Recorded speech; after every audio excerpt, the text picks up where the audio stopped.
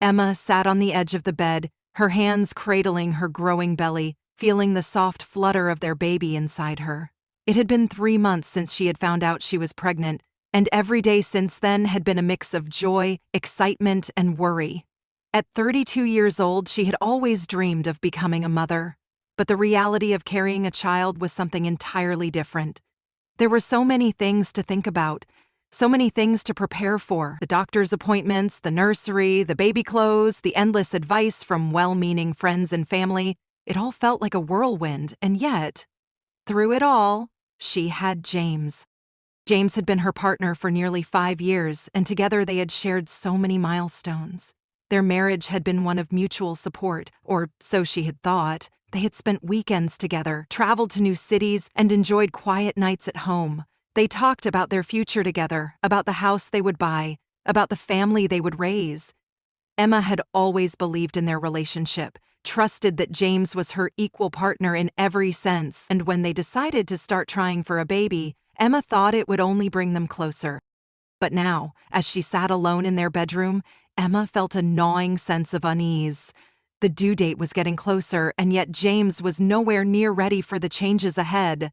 She had tried to talk to him about her concerns, about the fact that the pregnancy was beginning to take a toll on her physically and emotionally. She had tried to express her need for him to be more present, but James always seemed to brush it off. "Don't worry, Em," he'd say with his carefree smile. "I'll be here for you when it matters." That was the line he'd used when he first told her about the vacation. It had started as a casual conversation at dinner one evening, the two of them enjoying a glass of wine, talking about the mundane things that made up their everyday lives. He'd mentioned that he and a few of his college friends had been planning a trip for months, a once-in-a-lifetime kind of adventure to a remote island off the coast of Greece. Emma remembered the way his eyes lit up as he spoke about the trip, the excitement in his voice. She smiled, trying to be supportive, but something inside her clenched at the thought of him being so far away while she was so close to giving birth. "James," she had said hesitantly, "I really need you to be here when the baby comes. I don't know if I can do this alone." James had looked at her, his expression softening. "Of course I'll be here for you, Em. The vacation is just a few weeks, and I'll be back in plenty of time. Don't worry about it. You'll have time to relax and get ready for the baby. You'll be fine." Emma wanted to believe him, wanted to trust that he would be by her side when she needed him most. But there was an unsettling feeling in the pit of her stomach, a feeling she couldn't shake no matter how hard she tried. She knew it wasn't just about the vacation itself, it was about the bigger picture. She had always relied on James, trusted him to be there when things got tough. But now, as her due date loomed closer, she couldn't ignore the feeling that something was off. James was acting like everything was normal, like they were still in the carefree days of their early marriage, but Emma felt the weight of responsibility settling on her shoulders alone. Still, she hadn't wanted to seem unreasonable. She had tried to be understanding, even supportive. She encouraged him to go on the trip, reminding herself that he needed time to unwind before the responsibilities of fatherhood took over. She knew he had been looking forward to this vacation for years, and he had worked hard to plan it. She had tried to convince herself that everything would be fine, that he would come back and they would slip seamlessly into their new roles as parents. But as the departure date drew nearer, Emma's doubts grew. The morning of James's departure arrived, and Emma tried to keep her emotions in check. She woke up early to make him breakfast, her stomach churning with a mix of excitement and anxiety. James seemed carefree as he packed his bags, laughing and joking as he double-checked his passport and tickets. He kissed her goodbye, promising he'd keep in touch regularly while he was away, and assured her everything would be fine. She nodded, forcing a smile as he walked out the door, the sound of his car engine fading as he drove away. The days that followed felt like a blur. At first, Emma tried to keep herself busy. She organized the nursery, cleaned the house, and caught up with friends and family. But the loneliness began to creep in. Every time she looked at the phone and saw a message from James, pictures of sunsets, group photos with his friends, or funny updates about their adventures, it felt like a reminder that she was alone. His texts were always upbeat, filled with excitement about the trip. But Emma couldn't shake the feeling of abandonment. As the days passed, Emma's loneliness deepened. She found herself going to bed earlier, her mind racing with thoughts of the baby and her own doubts. The pregnancy had begun to take its toll on her body. Aching back, swollen feet, exhaustion that didn't seem to end. And she longed for the comfort of James's presence. She wanted him to be there, to rub her back, to talk to her about their hopes and dreams for the future, to share in the anticipation of the life they were about to bring into the world. But instead, she was left to navigate it all alone. One evening, as she sat on the couch with her feet up, trying to relax after a long day, she heard her phone buzz. It was another picture from James, this time of a beach at sunset. The photo was beautiful, but all Emma could feel was a deep sense of resentment. She stared at the screen, her fingers trembling slightly as she typed a response. "I wish you were here with me," she wrote, the words feeling more vulnerable than she intended. She pressed send and waited for his reply. A few minutes later, her phone buzzed again. James's response was cheerful, as always. "Wish you were here too. It's beautiful, but I can't wait to come home and see you. I'm thinking of you every day." But Emma couldn't shake the feeling that his words were empty. She wanted him to be there with her now, to feel the weight of what was about to happen, to understand the gravity of bringing a new life into the world. But instead, she was left to experience it alone, while he basked in the sun with his friends. The days passed, and Emma's emotions became more erratic. She was excited about the baby, but she felt disconnected from James. She found herself crying more often, her emotions swinging wildly between hope and despair. She wanted to talk to him about how she was feeling, but every time she tried, the conversation would turn back to his vacation. He would assure her that everything would be fine and that he'd be back soon. But the reassurance didn't bring her the comfort she needed. Instead, it felt like a reminder that he was not there when she needed him most. As Emma lay in bed that night, her hand resting on her belly, she tried to push aside the rising feelings of resentment. She knew she should be happy for James, that this was his chance to relax before the chaos of parenthood began. But the more she thought about it, the more she felt the weight of his absence. It wasn't just about the vacation, it was about the emotional distance between them.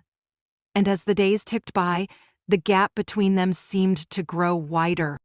Emma's mind wandered back to their earlier conversations, to the promises James had made about being there for her during the pregnancy and after the baby was born. She had trusted him, but now she couldn't help but wonder if those promises had been made out of obligation rather than genuine care. The more she thought about it, the more she realized that something was missing from their relationship, something that couldn't be ignored any longer. She closed her eyes and sighed, feeling the weight of her doubts settle heavily on her chest. She knew that things had changed between them, but she didn't know if she was ready to face it. Not yet. She still had time before the baby arrived, and she wanted to believe that everything would be okay. But deep down, Emma couldn't shake the feeling that she was on the verge of a painful realization. A realization that would change the course of their marriage forever. The days after James left for his vacation felt like a blur to Emma.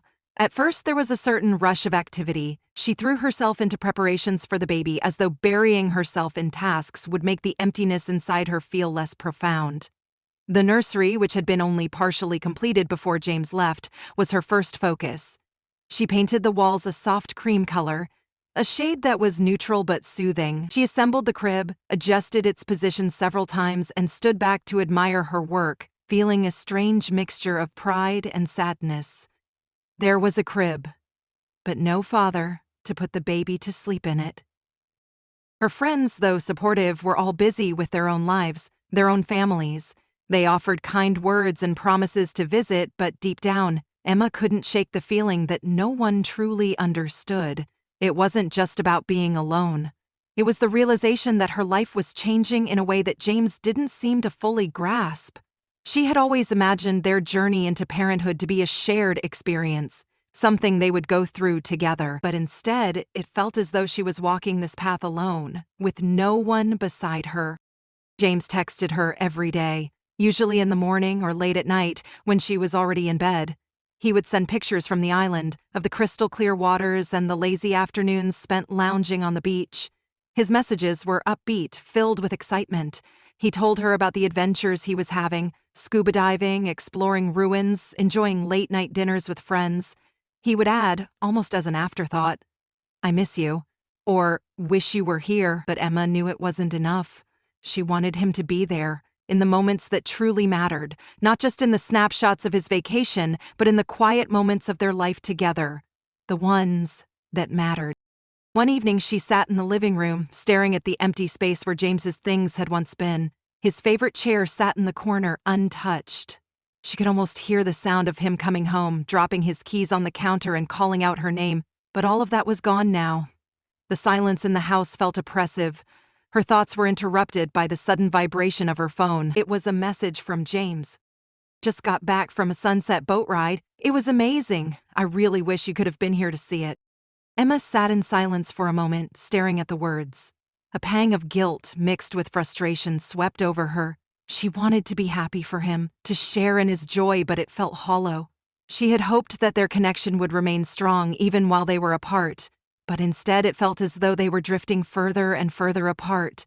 There was a disconnect that had begun to grow in her heart, and no amount of pictures or messages from James seemed to fill it. She replied, her fingers hesitating over the keys. "I'm glad you're having a good time. I'm just here, getting ready for the baby.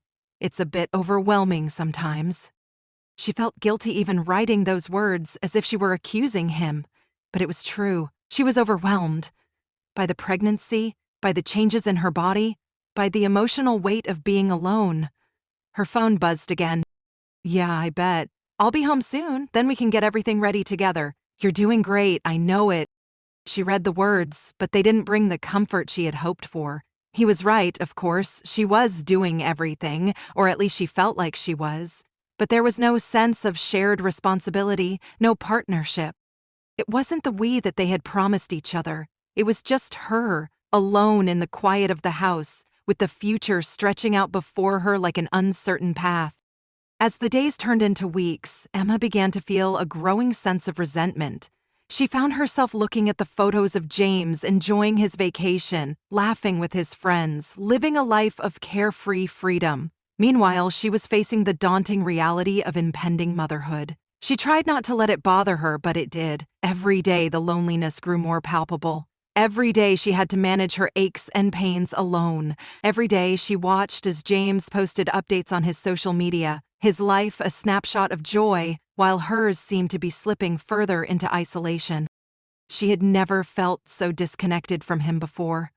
The absence of his physical presence became a void in her life.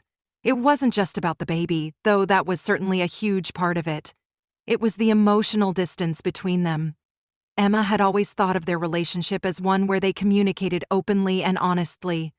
A relationship where both partners were equally invested. But now, as she faced the reality of impending motherhood, she was beginning to question whether their marriage was truly built on the solid foundation she had once believed it was.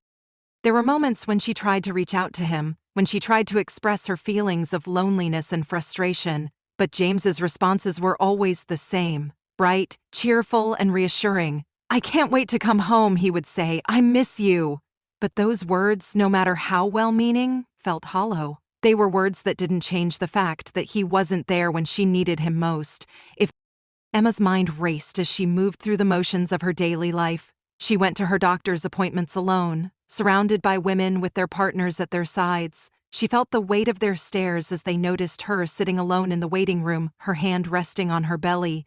She wondered if they could sense the isolation she felt. She wondered if they, too, saw the cracks that were starting to show in her marriage.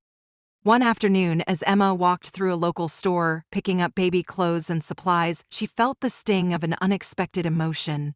She had been browsing the aisles for what felt like hours, her mind consumed by the never-ending list of things they needed for the baby. As she picked out onesies and blankets, she realized that she was choosing all of these things alone. There would be no one to help her assemble the stroller, no one to put together the crib with her. She was doing it all by herself. She had never imagined it would be this way. When they had first discussed having a baby, it was supposed to be a partnership. It was supposed to be something they would experience together, navigating the changes, sharing the joy and the fear. But now, as she stood there in the store, her hands full of baby items, she felt like an island unto herself. And as she loaded the car with the bags, the weight of her loneliness pressed down on her more than ever before. That night, as Emma sat down to eat dinner, she tried to distract herself with a TV show. But the constant sound of her phone buzzing with messages from James only made her feel more isolated. He sent pictures of himself and his friends, smiling and carefree. "Miss you, Em," the text said. "Can't wait to be home." The words were kind, but they did nothing to ease the emptiness she felt inside. She hadn't heard his voice in over a week, and his presence in her life felt increasingly distant. It was as if they were two people living in parallel worlds, one filled with adventure and excitement, the other filled with quiet loneliness. She had always believed in their love, in their ability to weather any storm together, but now, as the days stretched into weeks, Emma began to wonder if that love was strong enough to carry them through the challenges ahead. Would James return and be the partner she needed him to be, or had the distance between them grown too wide to bridge? The uncertainty gnawed at her. She wanted to talk to him about how she was feeling, but each time she thought about reaching out, she hesitated. What could she say? What could she ask of him when he was so far away, living a life that seemed so foreign to her? She wanted him to understand what she was going through, but she didn't know how to explain the depth of her loneliness. As the days passed, Emma's heart ached with the weight of her emotions. She didn't know how much longer she could continue like this. She felt as though she was carrying not only the baby, but the weight of her entire future on her shoulders. And the more she tried to push through, the more the emptiness seemed to grow. It had been 6 weeks since James left for his vacation, and as the days stretched on, Emma found herself spiraling into a place she had never expected to be. The anticipation of her baby's arrival should have been filled with joy, excitement, and a sense of unity between her and James, but instead it was a time marked by isolation, confusion, and quiet resentment. Each passing day felt like a reminder of his absence, each day a deeper realization that their marriage was not what she had imagined. She could no longer ignore the emotional gulf that had formed between them. The phone calls, the texts, and the occasional photos he sent her from his vacation. It was all there, but it wasn't enough. It never would be enough. Emma sat in the living room one quiet afternoon, surrounded by the soft pastel tones of the nursery she had painstakingly put together on her own. The crib was in place, the toys and stuffed animals neatly arranged, and the tiny clothes folded with care. It should have been a sanctuary of love and hope, but instead, it felt like a place she was preparing for a future she couldn't navigate alone. Her body had changed, becoming more of a constant reminder of the new life growing inside her, but it had also become a constant reminder of how alone she truly was. Her back ached, her feet swelled with every step she took, and exhaustion had become a permanent companion. Yet she carried on, filling her days with tasks, trying to avoid the overwhelming sense of loneliness that threatened to consume her. She'd begun seeing a therapist who had gently encouraged her to express her feelings, but Emma found it difficult to voice her doubts. It was as if saying the words out loud would make them real, and she wasn't ready for that. Every day she received a text from James, each one laden with enthusiasm about his adventures. They were constantly moving, he told her, scuba diving, climbing mountains, hiking through ancient ruins. His friends seemed to be everything to him during this trip, and Emma had begun to resent them. She resented how they had become his priority, how their adventures seemed to matter more than what she was experiencing at home. His messages were always upbeat, filled with exclamation marks and sunshine. "Wish you were here," he would say. But Emma had grown numb to the sentiment. She couldn't shake the feeling that he was more concerned with keeping up appearances than with how she was actually feeling. There was a bitterness that had begun to seep into their conversations. She found herself asking him to check in more frequently, to be more present. But his responses were polite, even a little distant. "I'm having an amazing time, Em. I'll be back soon and we can plan everything for the baby, don't worry." But those words had become meaningless to her. They were easy to say from thousands of miles away, but they didn't alleviate the loneliness that had taken root in her heart. It was one particular night, a few days before her due date, that Emma finally reached her breaking point. She had been to yet another doctor's appointment, her mind filled with the usual questions about the baby's health, the delivery process, and the small but significant decisions she would have to make on her own. She sat in the sterile waiting room, her hand resting on her stomach, as she stared blankly at the magazine in front of her.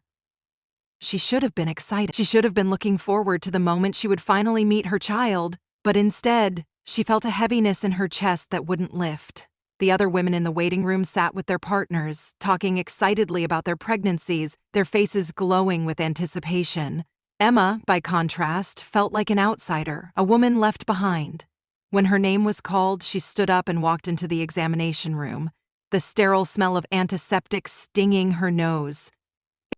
"Everything looks great," the doctor said as she examined the ultrasound. "Your baby is healthy and your body is preparing for labor. You should be ready to go any day now."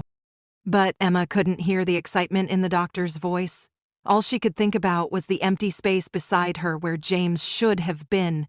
He wasn't there to hold her hand, to ask questions, to be part of the process. And as much as she tried to remind herself that this was a normal part of his trip, a part of her felt betrayed by his absence, betrayed by the emptiness of her experiences, betrayed by the fact that he was living a life of freedom while she carried the weight of their future alone. Later that night, as she sat alone in the living room, a sudden wave of emotion hit her. She wasn't sure where it came from, but the dam inside her broke. Tears streamed down her face, and for the first time, she allowed herself to feel the full extent of her grief. She felt the loneliness like a physical weight pressing down on her chest.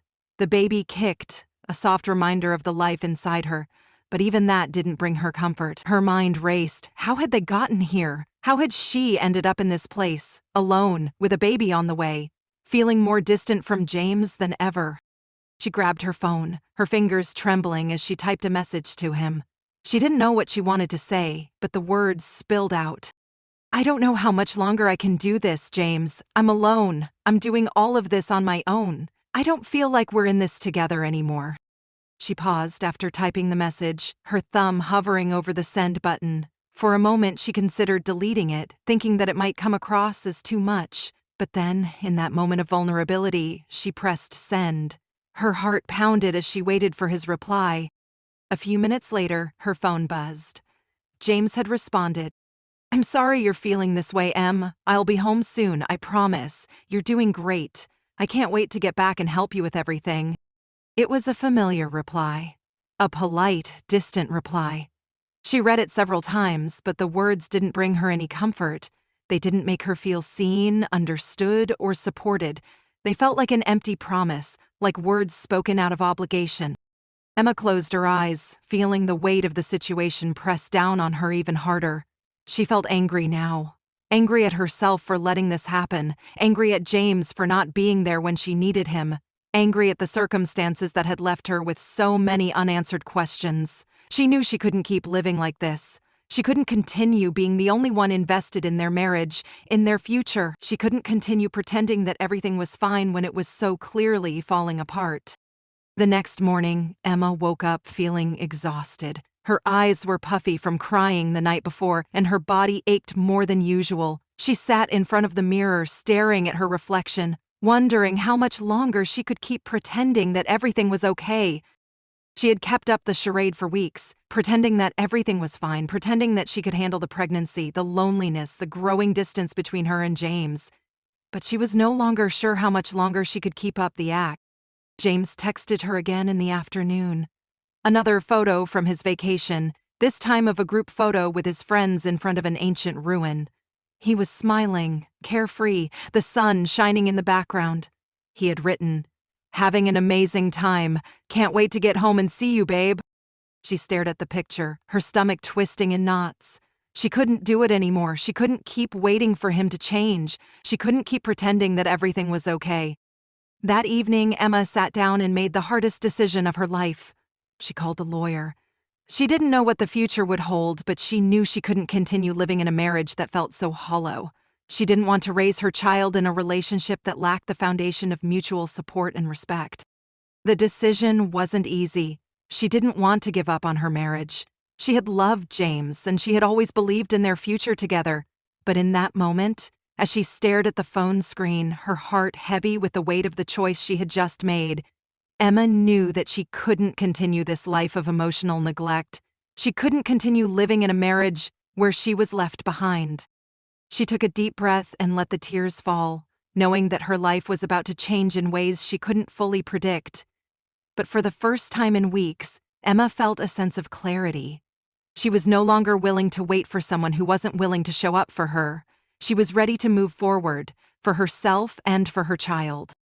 And with that decision, the long, lonely journey of waiting for James to come home came to a definitive end.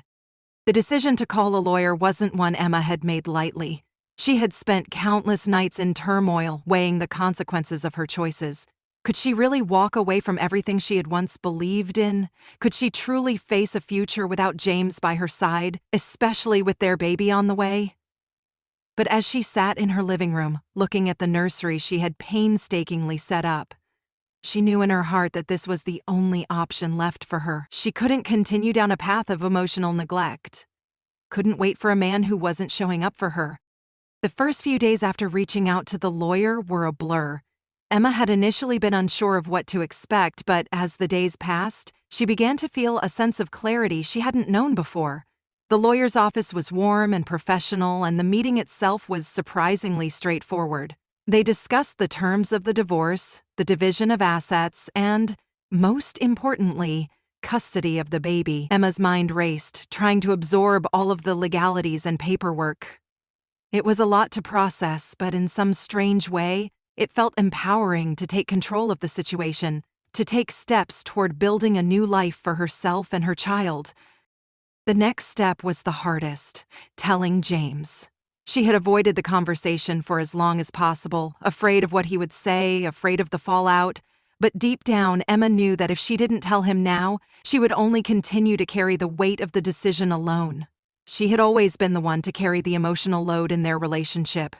James's lack of presence, both physically and emotionally, had made her feel invisible for far too long. It was time for her to make herself seen, to make a choice that would give her the chance at a future that was hers alone to create. She dialed his number on a Tuesday afternoon after spending the morning in yet another therapy session. She needed to be calm, composed. She couldn't let the flood of emotions overwhelm her, at least not yet. When James picked up, his voice was upbeat, full of the energy that had characterized his messages throughout the trip. She had kept up the charade for weeks, pretending that everything was fine, pretending that she could handle the pregnancy, the loneliness, the growing distance between her and James. But she was no longer sure how much longer she could keep up the act. James texted her again in the afternoon. Another photo from his vacation, this time of a group photo with his friends in front of an ancient ruin. He was smiling, carefree, the sun shining in the background. He had written, "Having an amazing time. Can't wait to get home and see you, babe." She stared at the picture, her stomach twisting in knots. She couldn't do it anymore. She couldn't keep waiting for him to change. She couldn't keep pretending that everything was okay. That evening, Emma sat down and made the hardest decision of her life. She called a lawyer. She didn't know what the future would hold, but she knew she couldn't continue living in a marriage that felt so hollow. She didn't want to raise her child in a relationship that lacked the foundation of mutual support and respect. The decision wasn't easy. She didn't want to give up on her marriage. She had loved James, and she had always believed in their future together. But in that moment, as she stared at the phone's screen, her heart heavy with the weight of the choice she had just made, Emma knew that she couldn't continue this life of emotional neglect. She couldn't continue living in a marriage where she was left behind. She took a deep breath and let the tears fall, knowing that her life was about to change in ways she couldn't fully predict. But for the first time in weeks, Emma felt a sense of clarity. She was no longer willing to wait for someone who wasn't willing to show up for her. She was ready to move forward, for herself and for her child. And with that decision, the long, lonely journey of waiting for James to come home came to a definitive end. The decision to call a lawyer wasn't one Emma had made lightly. She had spent countless nights in turmoil, weighing the consequences of her choices. Could she really walk away from everything she had once believed in? Could she truly face a future without James by her side, especially with their baby on the way? But as she sat in her living room, looking at the nursery she had painstakingly set up, she knew in her heart that this was the only option left for her. She couldn't continue down a path of emotional neglect, couldn't wait for a man who wasn't showing up for her. The first few days after reaching out to the lawyer were a blur. Emma had initially been unsure of what to expect, but as the days passed, she began to feel a sense of clarity she hadn't known before. The lawyer's office was warm and professional, and the meeting itself was surprisingly straightforward. They discussed the terms of the divorce, the division of assets, and, most importantly, custody of the baby. Emma's mind raced, trying to absorb all of the legalities and paperwork. It was a lot to process, but in some strange way it felt empowering to take control of the situation, to take steps toward building a new life for herself and her child. The next step was the hardest, telling James. She had avoided the conversation for as long as possible, afraid of what he would say, afraid of the fallout. But deep down, Emma knew that if she didn't tell him now, she would only continue to carry the weight of the decision alone. She had always been the one to carry the emotional load in their relationship. James's lack of presence, both physically and emotionally, had made her feel invisible for far too long. It was time for her to make herself seen, to make a choice that would give her the chance at a future that was hers alone to create. She dialed his number on a Tuesday afternoon, after spending the morning in yet another therapy session. She needed to be calm, composed. She couldn't let the flood of emotions overwhelm her. At least not yet. When James picked up, his voice was upbeat, full of the energy that had characterized his messages throughout the trip. "Hey, babe." His voice was warm but distant, as if they were still in those early days of marriage, before things started to change. "What's up?" Emma hesitated for a moment, her heart racing. The decision to bring up the divorce had been made, but actually saying the words felt like an impossible task. She took a deep breath and steadied herself. "James," she started, her voice shaking slightly. "I've been thinking a lot about everything lately, about our marriage, and I think it's time we had an honest conversation." There was a pause on the other end of the line. Emma could almost hear the gears turning in his head as he tried to gauge the tone of her voice. "What's going on?" he finally asked, his voice softer now, though still carrying that layer of detachment that had become all too familiar. I can't keep doing this," Emma said, her voice firm now, though her throat felt tight. "I can't keep pretending that everything is okay when it's not. I feel like we've been living in separate worlds for so long now. You've been gone and I've been here, trying to do everything on my own. I'm exhausted, James. I'm emotionally drained and I can't do this anymore." There was silence on the other end of the line, and for a brief moment, Emma thought he might have hung up. The silence felt suffocating, pressing in on her chest as she waited for his response.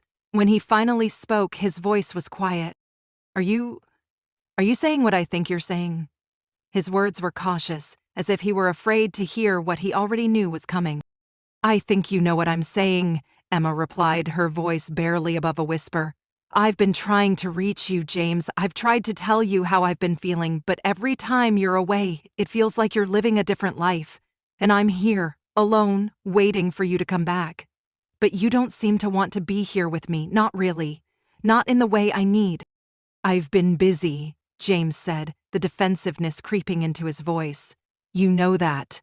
It's not like I'm doing this on purpose. I thought when I got back we could fix things. I thought everything would just fall into place once I got home." Emma could hear the faint rustle of background noise, the sound of laughter, and she knew he was with his friends again. The thought made her stomach turn. He wasn't really listening to her, not in the way she needed him to. "I don't think that's going to happen," she said, her voice steady now. "I've thought about this a lot, James. I've tried to be patient, to wait for you to come around, but I can't keep waiting for someone who doesn't show up. I don't feel like we're partners anymore. I feel like I'm carrying this whole marriage on my own, and I can't do it alone anymore, not with a baby on the way." There was a long silence. Emma's heart hammered in her chest, her palms clammy as she waited for James to respond. She knew this conversation would be the beginning of something irrevocable, something she could never take back. But as the seconds ticked by, the weight of her decision began to settle into her bones. She had made the choice to move forward. For herself, for her baby. She couldn't stay in a marriage that was suffocating her, that was keeping her from the life she was meant to live. "I don't know what to say," James finally muttered. His tone was defensive but uncertain, a mixture of guilt and frustration. "I didn't know it was this bad. I didn't realize you felt this way. I don't think you ever really saw me, James. Not in the way I needed you to. I needed you to be here for me, and you weren't. I needed you to be part of this journey, and you chose to be somewhere else." The words hung in the air, and Emma could hear his breathing on the other end of the line, slow and steady, as though he was trying to process everything she had just said. After what felt like an eternity, he spoke again. "I don't want a divorce," he said, his voice quiet, almost pleading. "I want us to work, Emma. I want us to fix things.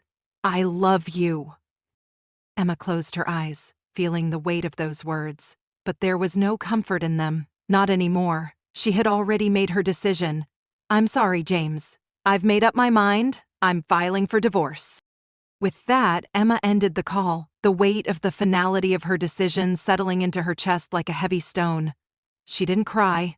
She didn't feel a sense of relief. She just felt empty, exhausted. But there was a small part of her that knew it was the right choice. She had chosen herself, and in doing so, she had chosen a future for her child that was grounded in independence, strength, and self-respect. The weeks that followed were a blur of legal meetings, paperwork, and preparations. Emma focused on herself, on the life she was building with her baby. She moved forward with determination, no longer looking back. She knew that healing would take time, but she was ready to face the future with the strength she had found in herself. James came home a week after that phone call, but by then, Emma was already mentally and emotionally detached from their relationship.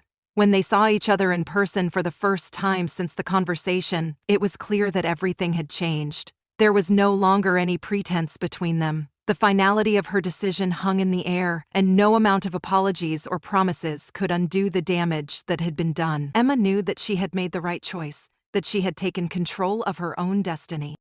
The divorce was finalized months later, and Emma gave birth to a healthy baby boy. She raised her child with love and care, surrounded by a support system of friends and family who had always been there for her. And while the pain of her failed marriage lingered in the background, it was no longer the central focus of her life. She had learned to live for herself, to trust in her own strength, and to create the life she deserved.